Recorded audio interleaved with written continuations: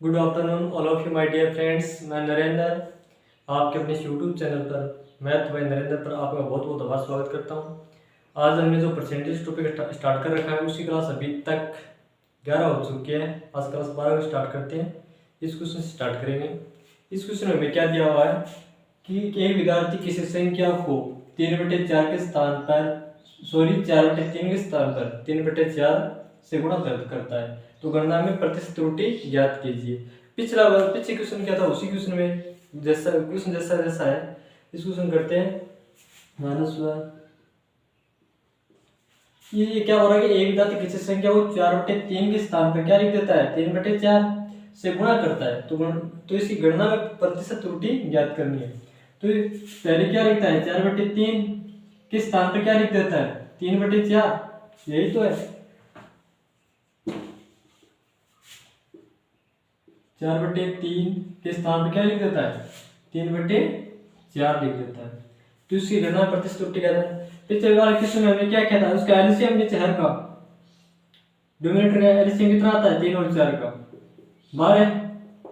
12 तो एलसीएम को यहाँ से गुणा करते हैं 12, ये भी 12 से मल्टीप्लाई करते हैं तो आगे कितना आएगा ये 3 से कितना 4 4 चौक 16, ये 4 से करता 3 12 4 3 12 3 3 9 तो कितना आया 9।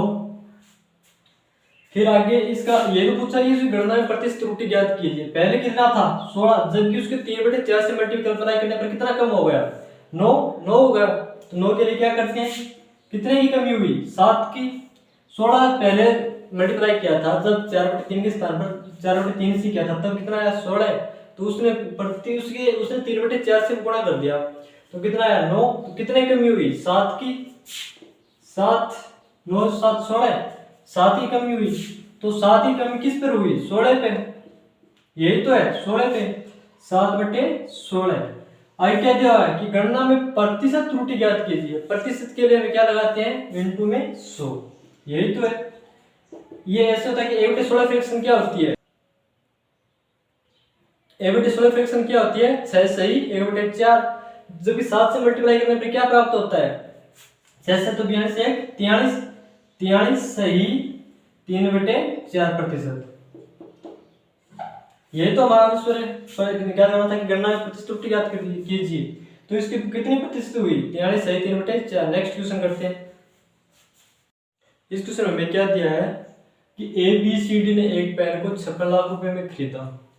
BCD B + C + D का हिस्सा A के हिस्से का 460% है जबकि A + C + D का हिस्सा B के हिस्से का 366.66% है तथा C का हिस्सा A + B + D के हिस्से का 40% है।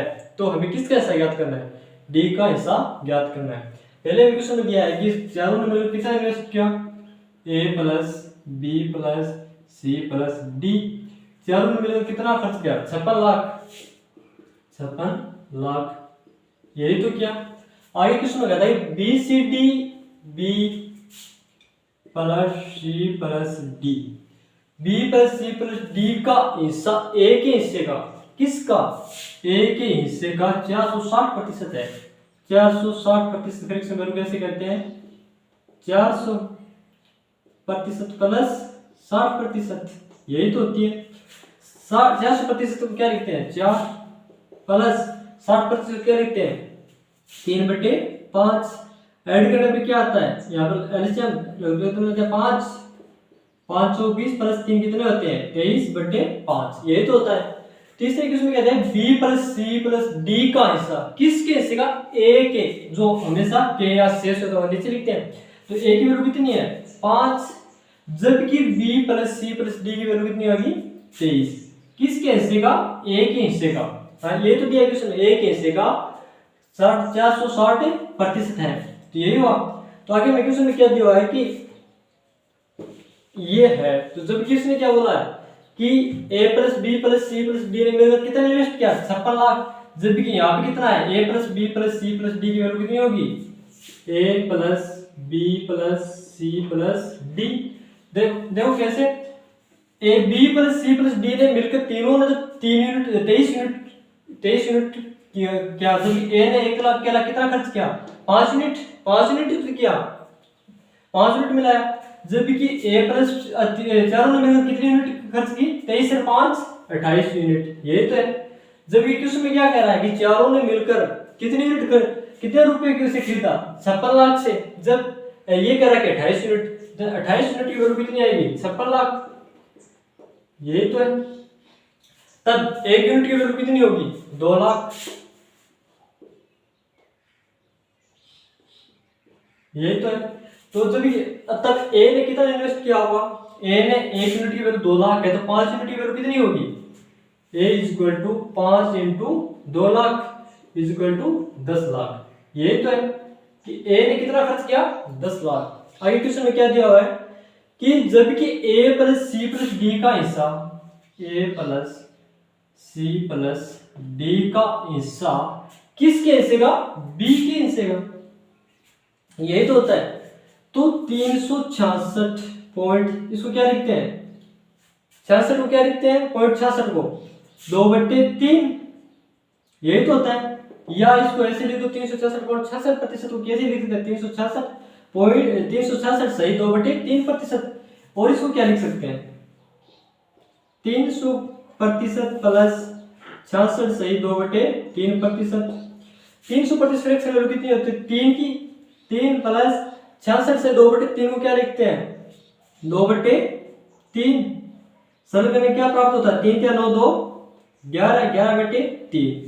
अब हमें क्वेश्चन में ये तो दिया है कि A plus C plus D का हिस्सा बी के हिस्से का, किसके हिस्से का बी के हिस्से का। वो हमेशा ये आता है बी के हिस्से का, बी के हिस्से का 366.66%। तब ए प्लस सी प्लस डी की वैल्यू कितनी होगी 11 यूनिट। जबकि क्वेश्चन में तो हमें ये दिया कि वो चारों ने 56 लाख इन्वेस्ट किया। तब हमें बी ने कितना खर्च किया ये तो हमें ज्ञात करना है। तो ये चारों ने मिलकर कितनी यूनिट खर्च की,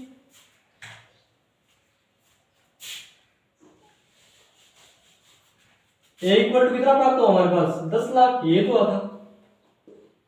तो बी का तो हमें बी की वैल्यू ज्ञात करनी है। तो चारों ने मिलकर A plus B plus C plus D ने कितनी यूनिट खर्च की 14 यूनिट। यही तो क्वेश्चन में दिया है। जबकि यहाँ तो क्या बोल रहा है कि चारों ने मिलकर 56 लाख रुपए खर्च किया 56 लाख। तो 1 यूनिट की वैल्यू कितनी आएगी 4 लाख। इसे डिवाइडेशन करने में कितना आता है 4 लाख। तो 1 यूनिट की वैल्यू 4 लाख है तो बी ने कितनी यूनिट खर्च किया 3 लाख। तो बी ने 3 यूनिट खर्च किया तो 1 यूनिट की वैल्यू 4 लाख है तो 3 यूनिट की वैल्यू कितनी होगी। तो बी ने कितना खर्च किया B equal to 4 lakh into 3 unit equal to 12 lakh. यही तो है। तो बी ने कितना इन्वेस्ट किया 12 लाख।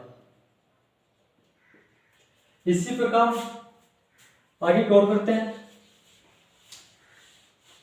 आगे क्वेश्चन में क्या दिया है सी का हिस्सा, किसका हिस्सा सी का हिस्सा ए प्लस बी प्लस डी का 40% है। ए प्लस बी प्लस डी का कितना है 40%। तो 40% की फ्रैक्शन वैल्यू कैसे लिखते हैं 2/5। यही तो होती है। अब क्वेश्चन में क्या दिया है कि देखो इसको लैंग्वेज को कि सी का हिस्सा, किसका हिस्सा सी का। सी का किसके क्या तो हमेशा नीचे आता है। तो हमेशा नीचे आता है। नीचे वाली वैल्यू क्या है 5 और का किसका 2 का। तो सी की वैल्यू क्या आएगी 2 यूनिट। जब ये क्वेश्चन में तो यही तो बोला था कि A plus B plus C plus D ने मिलकर कितना इन्वेस्ट किया है 56 लाख। तब ये कितनी यूनिट हुई A plus B plus C plus D. यहाँ तो कितना दिया 7 unit. A plus B plus C plus D कितने यूनिट खर्च किया 7 यूनिट। ये तो अरे इसने क्या दिया 7 यूनिट का वैल्यू 56 लाख। तब 1 यूनिट की वैल्यू कितनी आएगी 7 को डिवाइडेशन करने में क्या प्राप्त होता है 8 लाख। तो ये तो कह रहा है कि 1 यूनिट की वैल्यू कितनी है 8 लाख। जब ये क्वेश्चन क्या कह रहा है कि सी ने 2 यूनिट खर्च किया तो सी ने एक यूनिट की वैल्यू कितनी है 8 लाख। सी ने खर्च कितना किया 2 यूनिट। तो 2 यूनिट की वैल्यू कितनी होगी 8 को 2 से मल्टीप्लाई करने पर कितना आता है। यही तो है सी इज इक्वल टू 8 गुणा 2 इज इक्वल टू 16 लाख। तो सी ने कितना इन्वेस्ट किया? 16 लाख। यही तो है। अब हमें क्वेश्चन में क्या पूछा है कि A plus B plus C plus D की वैल्यू दी है 56 लाख। ए ने कितना इन्वेस्ट किया? 10 लाख। बी ने कितना किया? 12 लाख। और सी ने कितना किया? 16 लाख। ये पूछा कि डी ने कितना ऐसा इन्वेस्ट किया है। देखो टोटल कितना है? 56 lakh. A plus B plus C plus D is equal to 56 lakh. ये तो दिया है। जब ए ने कितना इन्वेस्ट किया? 10 प्लस 10 लाख। बी ने कितना इन्वेस्ट किया? 12 लाख। और सी ने कितना इन्वेस्ट किया? 16 लाख। यही तो है। प्लस डी, डी ने तो इन्वेस्ट, डी का तो हमें निकालना है। चारों का योग कितना है? 56 लाख। अगले क्वेश्चन में दिया हुआ है कि चारों ने मिलकर 56 लाख का इन्वेस्ट किया है। तो हमें किसकी वैल्यू निकालनी है? डी की। तो डी ने कितना इन्वेस्ट किया? ये तो हमें क्वेश्चन में पूछा है। इसको ऐड करने पर कितने प्राप्त होते हैं? 8 38 प्राप्त होते हैं। 38 lakh plus D equal to 56 lakh. ये तो पूछा है। तो डी की वैल्यू पूछिए, तो डी को वैल्यू करेंगे डी इक्वल टू 56 माइनस 38। यही तो है। लाख में है वैल्यू। 56 में से 38 घटाने पर कितने बचते हैं? 18 लाख। ये तो बचते हैं। तो डी ने कितना इन्वेस्ट किया? 18 लाख। ये तो हमें क्वेश्चन पूछा था कि डी ने कितना इन्वेस्ट किया। यही तो है। नेक्स्ट क्वेश्चन करते हैं। इस क्वेश्चन में हमें क्या दिया? देखो कि यदि x y से 25% अतिरिक्त धन कमाता है तो बताइए y x से कितना प्रतिशत कम धन कमाता है। ये तो दिया है। x और y कितनी 25% अतिरिक्त धन कमाता है। 25% की फ्रैक्शन वैल्यू कितनी होती है? 1/4। x किससे अतिरिक्त धन कमाता है? y से। कितना? 1 यूनिट। 1/4 1 यूनिट तो कमाता है। तो किससे? y से। हमेशा नीचे आता है। y से 4। y अगर 4 यूनिट धन कमाता है तो x कितना धन कमाता है? उससे एक्स्ट्रा कितना कमाता है? 1 यूनिट। तो x की वैल्यू क्या आएगी? 5 यूनिट। यही तो है। अब आगे में क्वेश्चन क्या पूछा है कि बताइए कि y x से कितने प्रतिशत कम धन कमाता है? y किससे? x से। y किससे? x से कितनी यूनिट धन कम कमाता है? 1 यूनिट कम कमाता है। किससे? ये हमेशा नीचे आता है। एक यूनिट किससे? x से। इंटू में 100। यही तो है।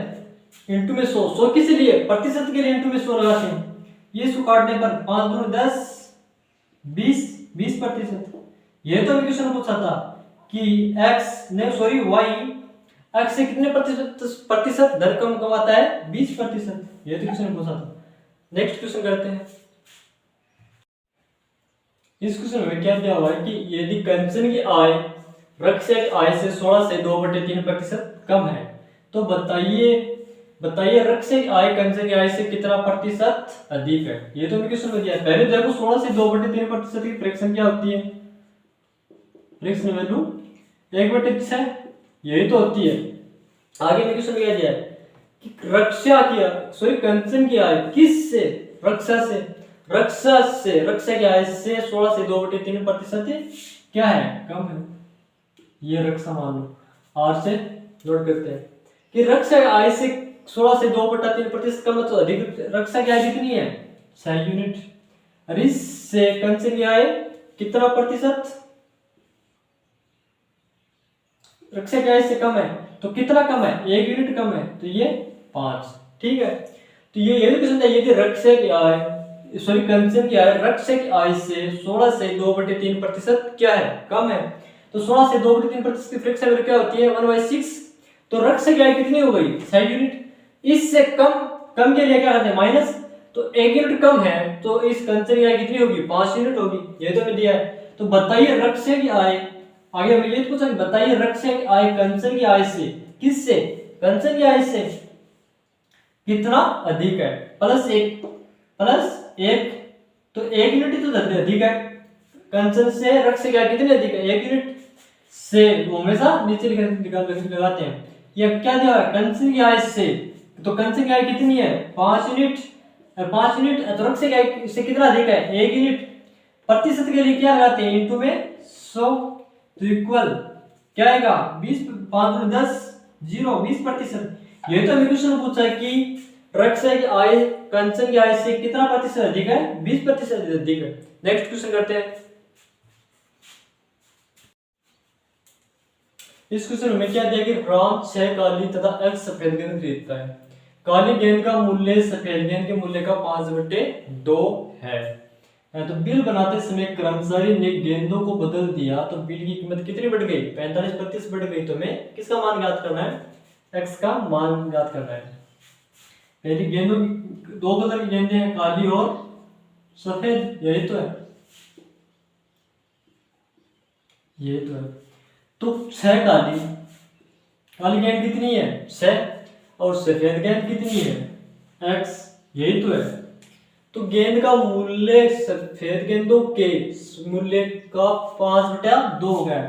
किसका मूल्य का, काली गेंदों के मूल्य का 5/6, यही तो पूछ रहा 5/2। किसके मूल्य का, काली गेंदों के मूल्य का। काली गेंद कितनी हो गई 5, मूल्य का सफेद गेंदों के मूल्य का, काली गेंद के मूल्य का सफेद गेंद के मूल्य का, सफेद गेंद कितनी हो गई 2। ये तो क्वेश्चन में दिया है, पहले क्वेश्चन में यही तो दिया है। फिर आगे करते हैं कि ये इससे मल्टीप्लाई करते हैं और ये इससे मल्टीप्लाई करते हैं, कितना आएगा 6×5 + 2x बट्टे में क्या आता है, बिल बनाते समय कर्मचारी गेंद को बदल दिया, तो बदल देने पर क्या प्राप्त होगा, उसको बदलने पर, पहले तो ये फिर बदल दिया, ये तो क्वेश्चन में दिया है। बदलने पर क्या था, इसको ऊपर डिजिट को बदल गुणा करते हैं, 5x प्लस कितना होगा 12, बदल दिया तो बदल दिया 45 की, उसकी कीमत बदलने पर उसकी बिल की कीमत कितनी बढ़ गई 45, 100% से 45 बढ़ेगी तो 145 हो जाएगी। ये 100 से बढ़कर कितनी हो गई 145, यही तो हुई। अब आगे क्वेश्चन में क्या दिया है, देखो 30 + 2x अपॉन 5x प्लस कितने 12 इक्वल 21 से कटता है 20, 5 × 10 0, 20 × 100, 5 × 10 5 में 45, क्या 20/39। आगे इसको बदल गुणा करते हैं, क्या आएगा 29 57 870 प्लस 58x इक्वल में क्या है 20 × 100x प्लस कितना आएगा 12 × 24 240। तो इसको साधारण करने में कितने प्राप्त होते हैं 100x - 58x इक्वल, यही तो है, ये इधर ये साधारण करने में क्या प्राप्त होता है इक्वल में, पहले 100x - 58 करने पर क्या बचता है, देखो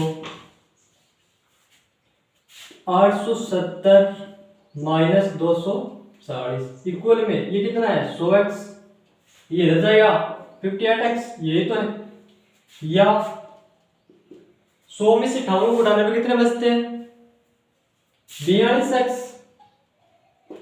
42 तो बचते हैं 100 में से 58 घटाने पर 42 इक्वल में 870 से 240 घटाने पर कितने बचते हैं 0, 870 - 240 0, 3 और 630, ये तो बचते हैं। अब आगे 21 फ्रैक्शन होता है 42x और इक्वल टू 63 630 अपॉन 42, 21 से घटता है 21 63 30 21 दूनी 42, तो x की वैल्यू में क्या प्राप्त हुई, ये कटता है कितना प्राप्त होता है 15, तो x की वैल्यू कितनी प्राप्त हुई 15। तो हमें क्वेश्चन में क्या पूछा था कि 6 काली तथा 1 सफेद गेंद खरीदता है, राम क्या करता है, 6 काली तथा 1 सफेद गेंद खरीदता है।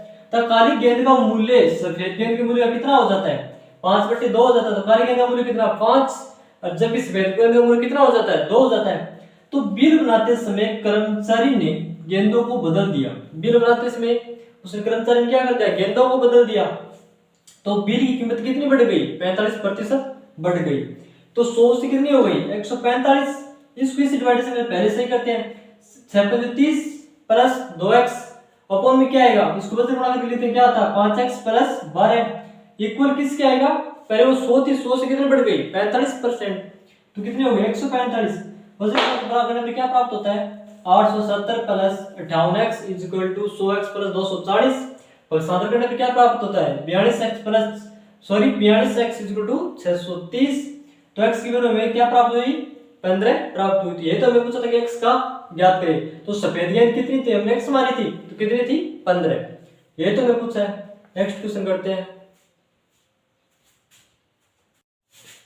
इस क्वेश्चन में हमें क्या दिया हुआ है, ए तथा बी की कुल आय कितनी है, 1500 रुपए है। तो ए ने अपनी आय का 90% तथा बी ने अपनी आय का 80% खर्च किया। तो उनकी बचत का अनुपात कितना दिया हुआ है, 3:4 दिया हुआ है।